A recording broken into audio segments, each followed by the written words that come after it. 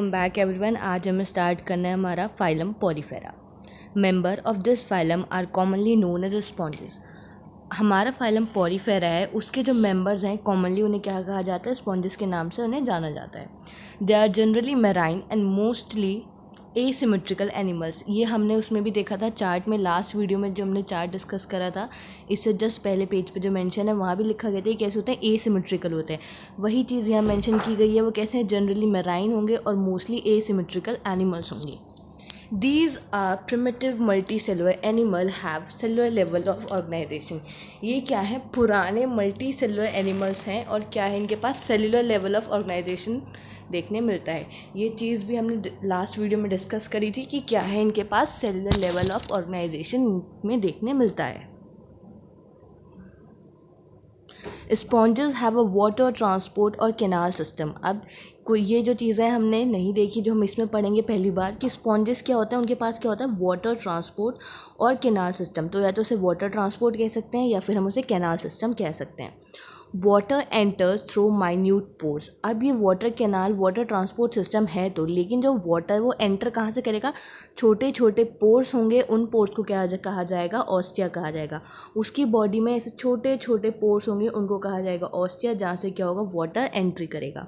तो water enters through the minute pores, जिन्हें ostia कहा जाता है, in the body wall into a central cavity. Body wall से होता हुआ कहाँ जाएगा, सेंट्रल कैविटी में, उनकी बॉडी में कैविटी होगी, that is known as central cavity, वहाँ पे जाएगा। Spongocoel from where it goes out through the osculum. अब देखो उस कैविटी का नाम क्या है, स्पॉन्जोसील। तो जो पोर्स हैं, पोर्स का नाम है ऑस्टिया, जहाँ से जाएगा कैविटी में, उस कैविटी का नाम है स्पॉन्जोसील, और फिर वहाँ से कहाँ जाता है, ऑस्कुलम में जाता है। उस वहाँ से बाहर जाएगा, किसके थ्रू जाएगा, ऑस्कुलम के थ्रू बाहर जाएगा। तो ऑस्टिया से क्या करा उसने, इन करा, अंदर आया, कहाँ गया, स्पॉन्जोसील में गया। स्पॉन्जोसील क्या है, कैविटी है, सेंट्रल कैविटी जो उसके अंदर प्रेजेंट है। वहाँ से बाहर किसके थ्रू जाएगा, ऑस्कुलम के थ्रू क्या जाएगा, वाटर बाहर चला जाएगा, एग्जिट कर देगा। This pathway of water transport is helpful in food gathering. अब ये क्वेश्चंस पूछे जाते हैं कि ये जो ट्रांसपोर्ट है, ये सब हुआ, ये क्यों हो रहा है बॉडी में, इसकी क्या आवश्यकता है, क्या नीड है, क्या काम कराता है। तो this pathway of water transport is helpful in food gathering. खाना इकट्ठा करने में हेल्प करता है, रेस्पिरेटरी एक्सचेंज में, गैसेज एक्सचेंज में हेल्प करेगा, रिमूवल ऑफ वेस्ट, जो भी वेस्ट मटेरियल होगा बॉडी में उसको रिमूव करवाएगा। नाउ नेक्स्ट आता है क्वानोसाइट्स और कॉलर सेल्स। अब एक और चीज़ है जिससे क्या कहा जाता है, क्वानोसाइट्स कहा जाता है या फिर कॉलर सेल्स कहा जाता है। Line the spongocoel. अब जो हमने देखा था कि ये कैविटी है, मान लो इसकी सेंट्रल कैविटी, ठीक है, इसको लाइन करके रखा है, इसको मतलब इसके आसपास कवरिंग बनाई है, किसने बनाई हुई है, क्वानोसाइट्स और कॉलर सेल्स ने। मान लो इसके आसपास ऐसे इसके प्रेजेंट है ये। एंड कैनाल्स, और जो वाटर कैनाल सिस्टम देखा उस सबको इन्होंने पूरा लाइन करके रखा है कि इन्होंने कॉनोसाइट्स और कॉलर सेल्स ने। Digestion is intracellular. डाइजेशन कैसा होता है, इंट्रासेलुलर, बॉडी के अंदर होगा, सेल्स के अंदर होगा। The body is supported by skeleton made up of spicules और स्पॉन्जिन फाइबर्स। अब हमारी बॉडी में हमारा स्केलेटल सिस्टम है, बोन्स हैं, ये सारी चीज़ें हैं जो हमें बॉडी, हमारे एक स्ट्रक्चर फ्रेमवर्क देती हैं। ऐसे हमने सेल में पढ़ा था, सेल में कौन प्रोवाइड करते हैं ये सारी चीज़ें।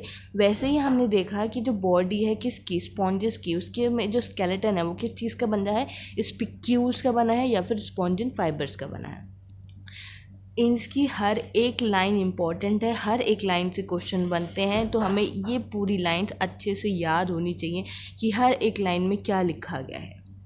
नेक्स्ट लाइन है हमारी, सेक्सेस आर नॉट सेपरेट। मतलब यहाँ पे मेल और फीमेल अलग अलग हम डिफ्रेंशिएट नहीं कर सकते, एक ही के अंदर मिलेगा, इसलिए लिखा गया सेक्सेस आर नॉट सेपरेट। कैसे हैं वो, हर्माफ्रोडाइट हैं, दैट इज़ एग और sperm produce by the same individual, कि एग भी वही प्रोड्यूस करने वाला है, स्पर्म भी वही प्रोड्यूस करने वाला है, एक ही individual. Sponges reproduce asexually by the fragmentation. अगर वहाँ एसेक्सुअल रिप्रोडक्शन हो रहा है तो फ्रेगमेंटेशन हो जाएगा उनके अंदर, ऐसे फ्रेगमेंट्स में टूट जाएंगे। और सेक्सुअली रिप्रोडक्शन होता है तो किसके थ्रू होता है, गैमीट फॉर्मेशन के थ्रू वो प्रोसेस होता है। तो एसेक्सुअली होगा फ्रेगमेंटेशन के थ्रू, सेक्सुअली होगा फॉर्मेशन बाय द गैमीट्स के थ्रू। फर्टिलाइजेशन कैसा है, इंटरनल है, और डेवलपमेंट क्या है, इनडायरेक्ट। बेसिकली इनडायरेक्ट डेवलपमेंट से मतलब होता है कि उसको आफ्टर फर्टिलाइजेशन जब जाइगोट बन गया है, अब उसको एडल्ट फॉर्म में जाने से पहले उसके अंदर लार्वल स्टेज मिलेगी, तो दैट इज़ इनडायरेक्ट डेवलपमेंट, कि वो डायरेक्टली एक एडल्ट फॉर्म को रिजेंबल नहीं करेगा, उसमें एक स्टेज आती है दैट इज़ लार्वल स्टेज, वो देखने मिलती है। तो ये बता रहे हैं डेवलपमेंट कैसा, indirect, having a larval stage which is morphologically distinct from the adult. वही क्या है, उसके अंदर क्या मिलने वाली है, लार्वल स्टेज मिलने वाली है, जो मॉर्फोलॉजिकली डिस्टिंक्ट, अलग होगी उसकी एडल्ट फॉर्म से। अब देखो उन्होंने एग्जाम्पल दे रखे हैं पॉरीफेरा के एग्जाम्पल। सबसे पहला जो एग्जाम्पल ये किसका है, साइकिन का है। नेक्स्ट है उसका यूस्पोंजिया, और उसके नेक्स्ट है हमारा स्पॉन्जिला।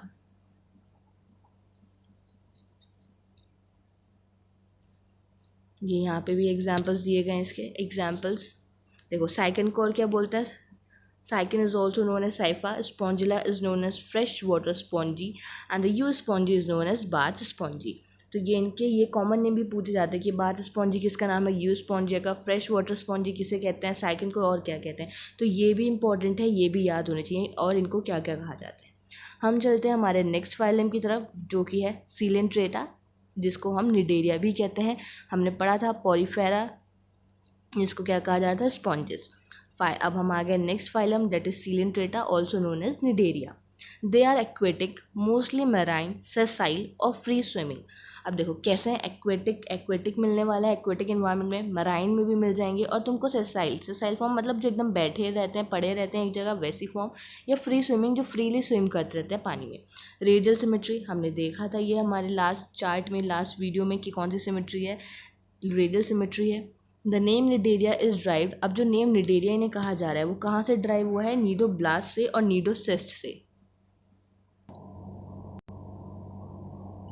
तो हम कहा थे कि जो ये नाम आया निडेरिया वो कहाँ से आया है, वो ड्राइव हुआ है नीडोब्लास्ट और नीडोसाइट से, जिसका मतलब क्या है, उनके पास क्या है, एक स्टिनिंग कैप्सूल्स हैं, या फिर जिन्हें निमेटोसिस्ट भी कहा जाता है। अब ये क्वेश्चन भी पूछा जाता है, जो स्टिनिंग कैप्सूल्स हैं उनका दूसरा नाम क्या है, निमेटोसिस्ट। जो निडेरिया वर्ड है, निडेरियन, वो कैसा कहाँ से आया, नीडोब्लास्ट और नीडोसिस्ट से, और उसमें क्या होते हैं, स्टिनिंग कैप्सूल्स होते हैं, या फिर उनको निमेटोसिस्ट भी कहा जाता है, निमेटोसाइट्स भी कहा जाता है। Present on the tentacles and the body, कहाँ पे प्रेजेंट होते हैं, वो उसके टेंटिकल्स और उसकी बॉडी पे प्रेजेंट होते हैं। Cnidoblast are used for Anchorage, जो नीडोब्लास्ट हैं उसका काम क्या है, अब वो क्यों इस्तेमाल किए जा रहे हैं, एनकोरेज के लिए इस्तेमाल किए जाते हैं, डिफेंस के लिए किए जाते हैं, and for the capture of prey, और प्रे को कैप्चर करने के लिए। एनकोरेज से मतलब समझ रहे हो, जैसे नाव में होता है ना, जहाँ पे बोट और शिप को हम रोकने के लिए या ऐसे कुछ लगाते हैं, वैसे ही मतलब किसी चीज़ को ऐसे रोकने, बांध के रखने की जगह, ऐसी चीज़ें, तो वो काम है इनका नीडोब्लास्ट का, एनकोरेज के लिए इस्तेमाल किया जाता है। किसी चीज़ पे बेसिकली अटैच होना या अपने आप को किसी सरफेस पे चिपकाना, तो तुम उसे समझ सकते हो एनकरेज। तो यहाँ पे जो नीडोब्लास्ट है वो एनकोरेज के लिए यूज़ होते हैं, डिफेंस के लिए यूज़ होते हैं, और कैप्चर ऑफ द प्रे को कैप्चर करने के लिए यूज़ किए जाते हैं। Cnidarians exhibit tissue level of organisation, अब निडेरियंस क्या दिखाते हैं, टिश्यू लेवल ऑर्गेनाइजेशन दिखाते हैं। अभी तक पॉरीफेरा में क्या था, सेलुलर लेवल ऑफ ऑर्गेनाइजेशन पढ़ा था, और इसमें क्या है, ये टिश्यू लेवल ऑर्गेनाइजेशन दिखाने वाले हैं। एंड आर डिप्लोब्लास्टिक, और क्या है वो, डिप्लोब्लास्टिक है। तो डिप्लोब्लास्टिक ट्रिप्लोब्लास्टिक हम पढ़ चुके हैं, कहाँ एक्टो और एंडो होगा वो डिप्लो होगा, जहाँ एक्टो एंडो मीजो होगा वो ट्रिप्लो होगा। They have a central gastrovascular cavity with in a single opening. अब देखो इनके पास क्या है, सेंट्रल बीच में एक गैस्ट्रोवेस्कुलर कैविटी होगी, और जिसकी सिर्फ सिंगल ओपनिंग एक ही होगी, माउथ ऑन हाइपोस्टोम। तो क्या है वो, एक सिंगल ओपनिंग है, और वो कहाँ प्रेजेंट है, हाइपोस्टोम पे।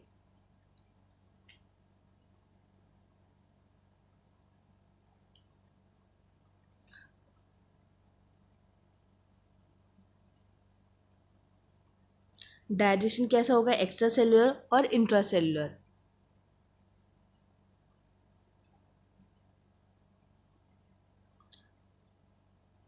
दोनों मिलेगा। ये पॉरीफेरा में हमने पढ़ा था कि क्या था, इंट्रा सेलुलर था, अंदर होने वाला है, लेकिन यहाँ कैसा होगा, दोनों मिलेगा, एक्स्ट्रा बाहर भी होगा और इंट्रा अंदर भी होगा।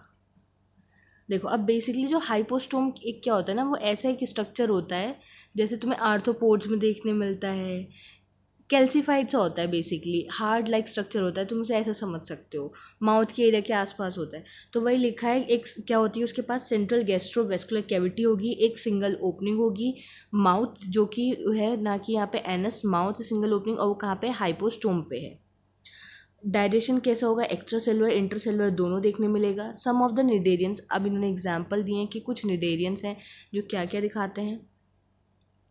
सम निडेरियन जैसे कि corals have a skeleton compose of calcium carbonate. तो यहाँ पे स्केलेटन किसका बना है, कैल्शियम कार्बोनेट का बना है। Calcium carbonate is basically CaCO3। और क्या है उसका एग्जाम्पल, कोरल्स। स्पॉन्जेस में हमने पढ़ा था, वहाँ पे क्या था, स्पॉन्जन फाइबर्स या फिर अब जो निडेरियन है वो क्या दिखाता है, दो बेसिक फॉर्म बॉडी की, अब दो फॉर्म मिलती है वहाँ पे, मतलब उनकी बॉडी जो रहने वाली है दो फॉर्म्स में एग्जिट करेगी। बेसिकली दो फॉर्म कौन सी है, पॉलिप एंड मेड्यूसा। अब जो फॉर्मर मतलब जो पॉलिप फॉर्म है वो कैसी है, सेसाइल, मतलब वो एक जगह पड़े रहते हैं, ऐसी फॉर्म है। सिलेंड्रिकल फॉर्म होती है जैसे कि कहाँ देखने मिलती है, हाइड्रा में, एडैम्सिया में। तो ये इंपॉर्टेंट है, ये क्वेश्चन पूछे जाते हैं। जो सेसाइल फॉर्म है उसके एग्जाम्पल क्या है, हाइड्रा एंड एडैम्सिया। सेसाइल मतलब वो एक ही जगह पड़े रहेंगे, ऐसे फ्री स्विमिंग नहीं होंगे हमारे इन्वायरमेंट में, एक्वेटिक इन्वायरमेंट में, मराइन इन्वायरमेंट में। वेयर एज वहीं पे लेटर, लेटर मतलब किसकी बात की जा रही है, इसकी कौन सी फॉर्म की, मेड्यूसा फॉर्म की। अगर तुम लिख सकते हो फॉर्मर का मतलब है यहाँ पे पॉलिप की बात की जा रही है, अगर कंफ्यूज हो रहे हो, और लेटर की बात की जा रही है यहाँ पे मेड्यूसा के बारे में। Is a umbrella shape and free swimming like a aurelia और अ जेलीफिश। ये कैसे होते हैं, ये तो जो पॉलिप थे सिलेंडर लाइक थे और ससाइल फॉर्म थी।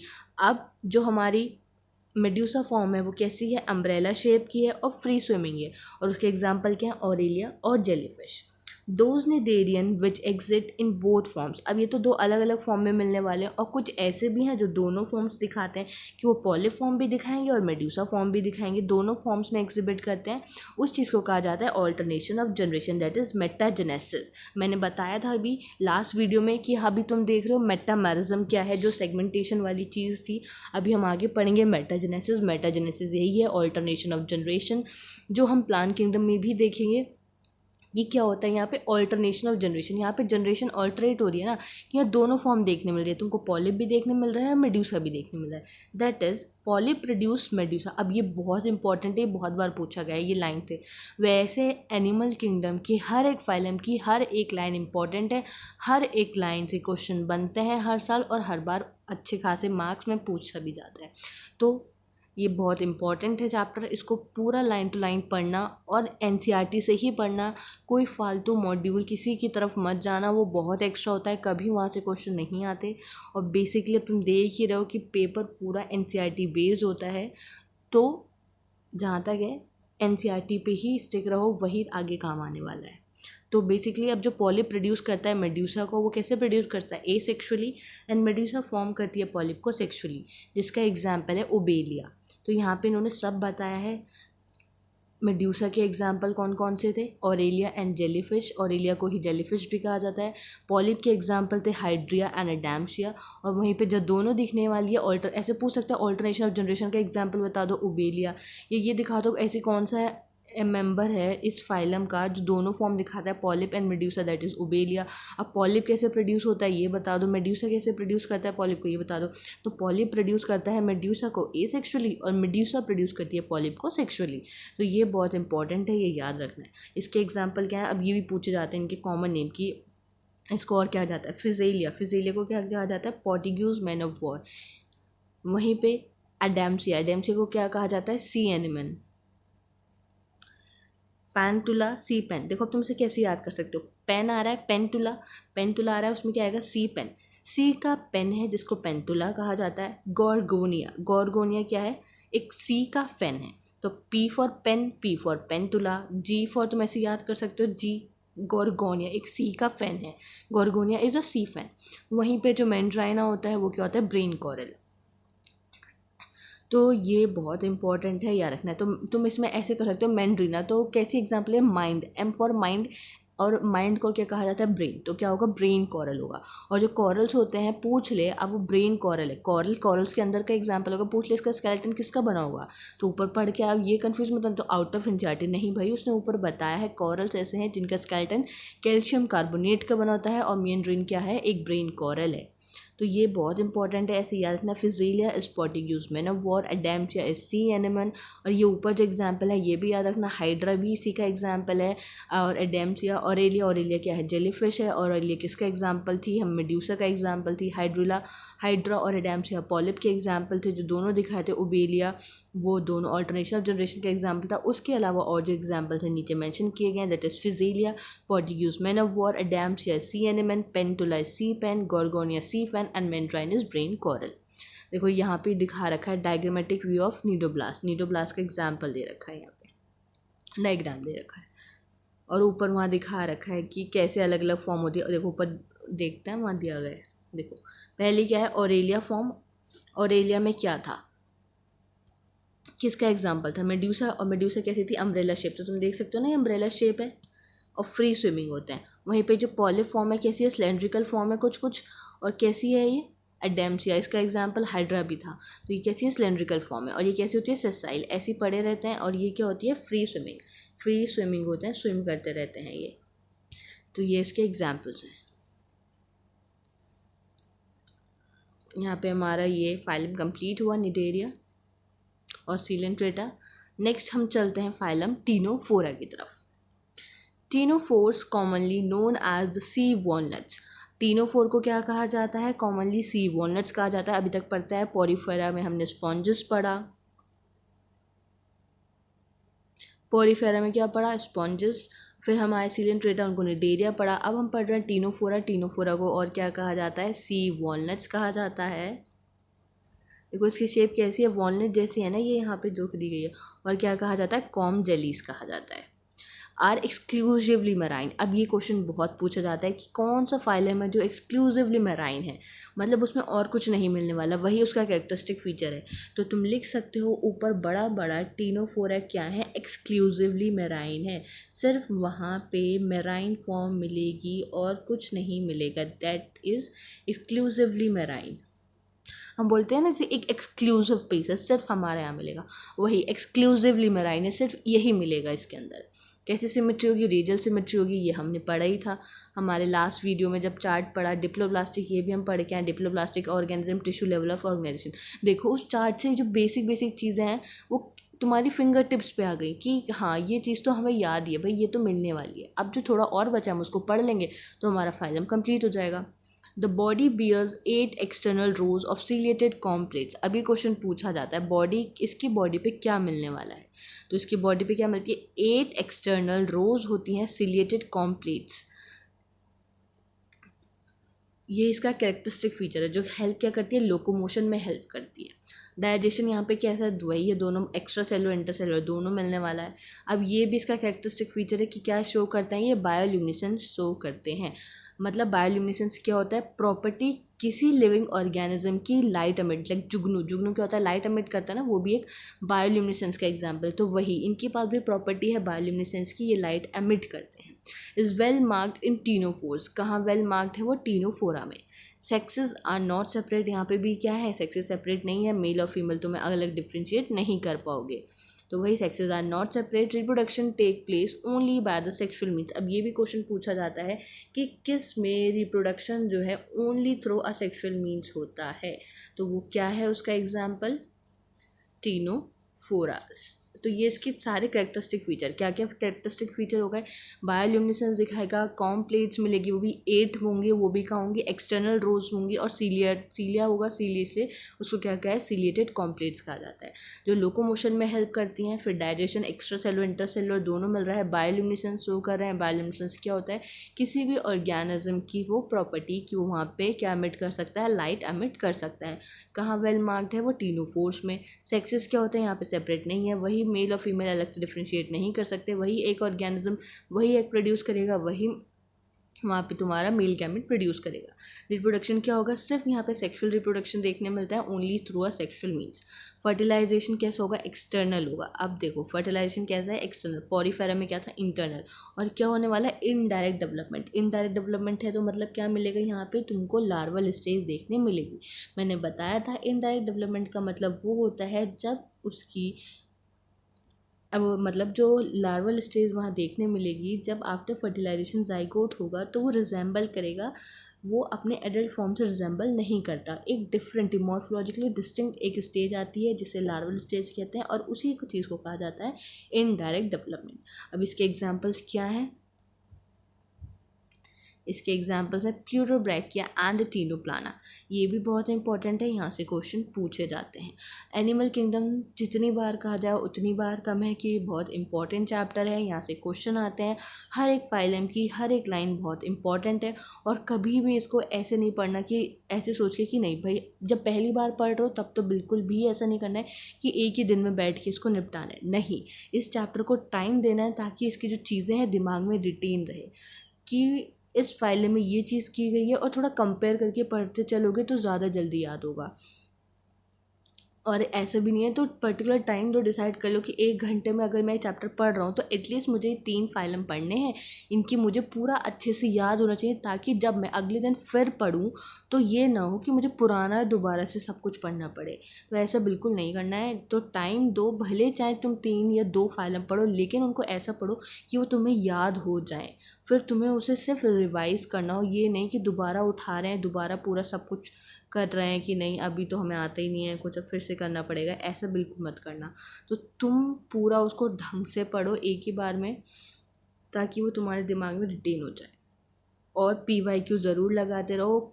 ऐसी बुक्स भी आती हैं जहाँ टॉपिक वाइज PYQs होते हैं, तो प्रेफरेंस वो करो कि जो टॉपिक वाइज वाले हैं वो भी करते चलो कि ये टॉपिक पढ़ लिया मैंने तो मैं इसके क्वेश्चन सॉल्व करता हूँ कि कितना मुझे आया कितने आया। ये नहीं कि चैप्टर पढ़ा ख़त्म करा तभी PYQ करने लग गए, नहीं। चैप्टर पढ़ लिया, मान लो तुमने सुबह में चैप्टर पढ़ा तो तुम शाम में उसके करो कि ये देखो कितना तुम्हारे दिमाग में रिटेन रहा। ये चीज़ इंपॉर्टेंट है, क्योंकि सभी बच्चे जानते हैं जब जैसे मॉक टेस्ट वगैरह चलते हैं तो कुछ कुछ पोर्शन आता है, तुमने 2 दिन पहले 1 दिन पहले पढ़ के गए, तुम्हारे अच्छे से नंबर आ गए, लेकिन लास्ट में क्या होता है जब कंप्लीट सिलेबस चलता है तो वहाँ पे हम चीज़ें भूलने लगते हैं। क्यों? क्योंकि हमने पढ़ा हुआ पहले होता है। तो वही चीज़ हमें करनी है कि हाँ भाई हमें अपने दिमाग में वो चीज़ें रिटेन करके रखनी है, जिसके लिए क्या ज़रूरी होता है, रिविज़न। तो बेसिकली रिवीजन इम्पॉर्टेंट है, जो पढ़ो उसे याद रखना इम्पॉर्टेंट है।